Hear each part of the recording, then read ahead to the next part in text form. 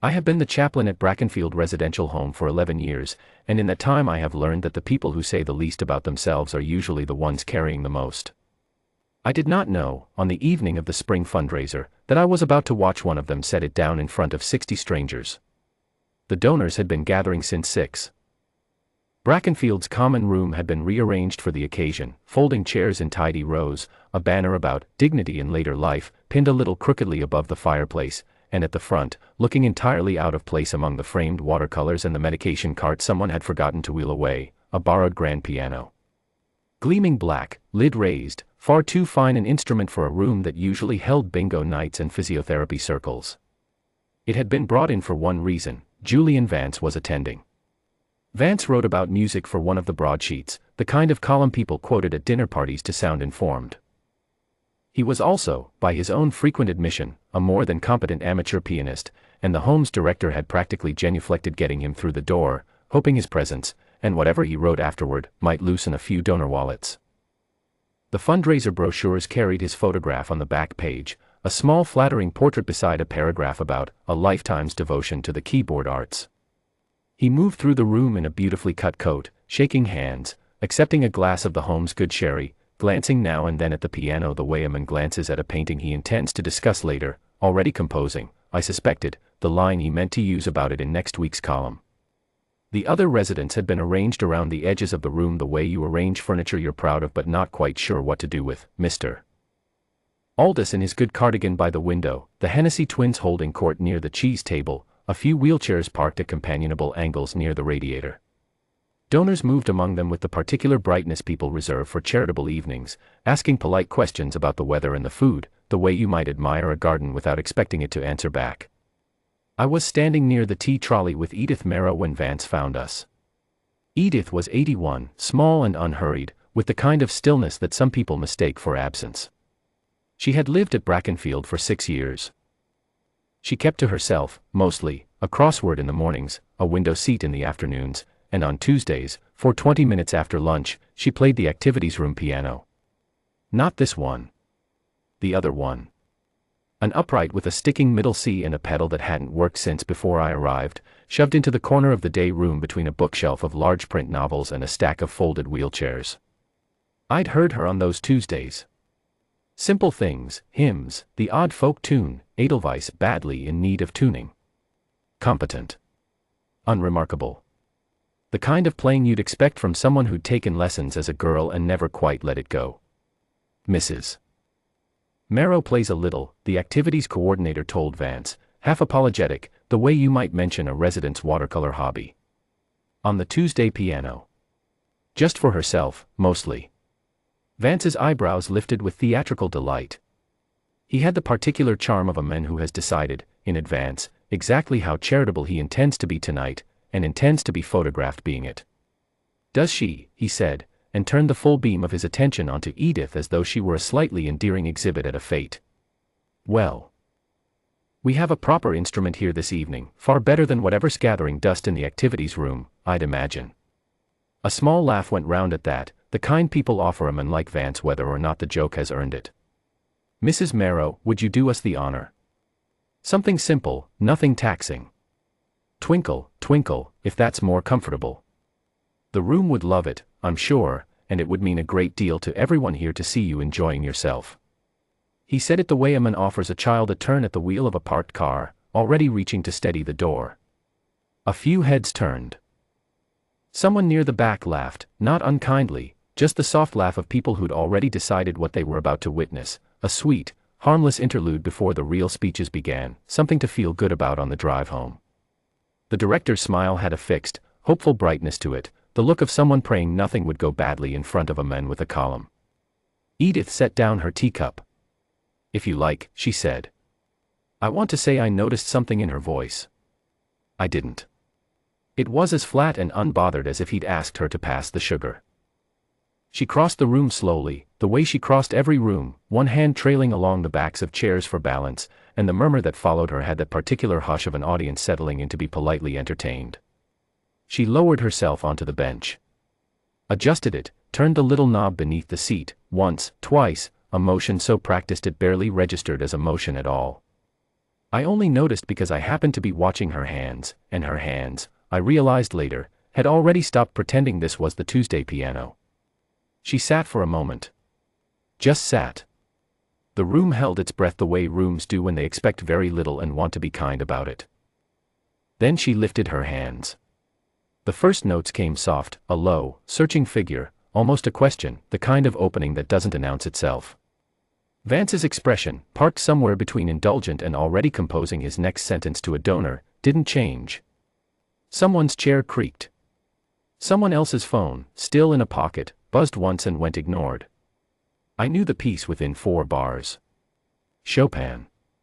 The Polonaise Fantaisie. I'd heard it only twice in my life, both times from recordings, both times sitting very still afterward because it does not let you leave the way you came in. It is not a simple piece. It is one of the hardest things a pianist can put their hands to, restless, modulating in ways that refuse to resolve, demanding a kind of patience and command that cannot be faked by 20 quiet Tuesday minutes a week. And Edith Marrow, 81 years old, sitting at a borrowed grand in a room that smelled faintly of sherry and antiseptic, played it as though she had been waiting her whole life for someone to hand her the right piano. The laughter in the room did not stop all at once. It simply had nowhere left to go. I watched it drain out of people's faces in real time, the man 2 rows ahead of me, mid-chuckle, catching himself, his mouth closing slowly around the sound. The director's fixed smile cracking into something unguarded. Vance's glass of sherry, forgotten, tilting very slightly in his hand. The piece climbed. Edith's hands moved with a fluency that had nothing tentative left in it, long arching phrases, a left hand laying down harmony with the unhurried certainty of someone who had played this exact passage 10,000 times in some other room, some other decade. Her eyes were closed. Her back, which I had only ever seen stooped over a crossword, had straightened into something almost regal. Her foot found the sustain pedal without looking, the way a person finds the second stair in a house they grew up in. Beside me, the activities coordinator had both hands pressed to her mouth. I have sat through a great many performances of grief disguised as music, funeral hymns played too fast because the organist is nervous, wedding marches played too slow because no one wants the day to end. I had never, until that night, watched someone play 50 years of something all at once, in front of strangers, without a single word of explanation. The piece does not build toward triumph the way a hymn does. It circles. It doubts itself, retreats into a minor key just when you think it has decided something, and asks the question again from a different angle. And then, somewhere past the midpoint, it finds a melody so unexpectedly tender that the whole room seemed to lean toward it at once, as though it might miss something if it didn't. Mr. Aldous, by the window, had gone entirely still, his good cardigan forgotten, his hand resting flat against his chest. I heard, behind me, the unmistakable small sound of someone beginning to cry without trying to hide it, and then another, and then I stopped counting. Vance had stopped composing anything. He stood with his sherry forgotten entirely now, his other hand pressed flat against his own chest in a gesture I don't think he was aware of making, his column for next week, I suspect, already abandoned somewhere in his head. The piece gathered itself again, the way it does, climbing through a passage of octaves that demand a strength most hands her age simply do not keep, and hers did not falter. Each chord landed exactly where it needed to, weighted, certain, the kind of certainty that cannot be rehearsed into existence in a week or a year, only earned across an entire life spent at a keyboard, then half abandoned, then quietly kept alive in 20 stolen minutes every Tuesday. The final pages of the Polonaise Fantaisie ask everything of a pianist's hands, wide leaps, a sudden flowering into triumph that has to feel earned rather than declared, after all that searching. Edith's hands did not hesitate. The grand piano, which had sat all evening looking like a piece of borrowed furniture, finally sounded like what it was. The chords rose, full and certain, filling a common room built for bingo nights with something it had never once been asked to hold. And then, as suddenly as a held breath releasing, it was over. She lifted her hands from the keys and let them rest, for one long moment, in her lap. No one moved. I have never, in 11 years of weddings and funerals and every ceremony in between, heard a silence like that one, not awkward, not waiting, but full, the way a held note is full a half second after it stops sounding. Then the room stood. All at once, chairs scraping back, the sound of it rolling through the room like weather. Someone near the front was openly weeping. The director had both hands over her face. And Vance, Julian Vance, who had offered her the wheel of a parked car not 15 minutes before, stood with the rest of them, applauding, and said nothing at all. He didn't try to. I watched him open his mouth once, the way a man does when he intends to say something gracious and clever, and then simply close it again, because there was nothing to add to what the room had just heard. He was, I noticed, the last to stop clapping. Edith sat through the ovation the way she'd sat through everything that evening, quietly, hands folded now, not performing modesty so much as simply being herself. When the room finally settled, when people began, hesitantly, to find their seats again, the director knelt beside the bench and asked, very softly, where on earth she had learned to play like that.